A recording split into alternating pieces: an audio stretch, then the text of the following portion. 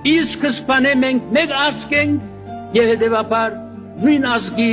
զավակներն ենք համախմբված Սուրբ Արարատի լանջերի շուրջ հազարավոր տարիների ի վեր նախաստեղծման շրջաններից սկսյալ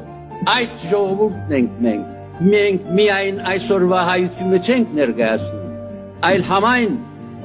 ամբողջությունը հայ ժողովրդի քոյության սկիզբից մինչև մեր օրերը այդ գիտակցությամբ ուրեմն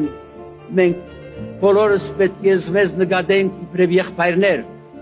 գործագիցներ, ուղեգիցներ, մարդագիցներ եւ նույնիսկ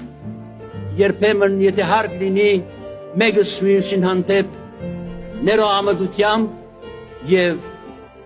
բարի գամեցողությամբ ահա խտացված ձևով ներկայացնում եմ ես ձեզ իմ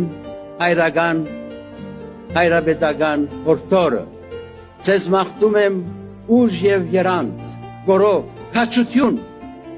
նաեւ երբեմն համբերություն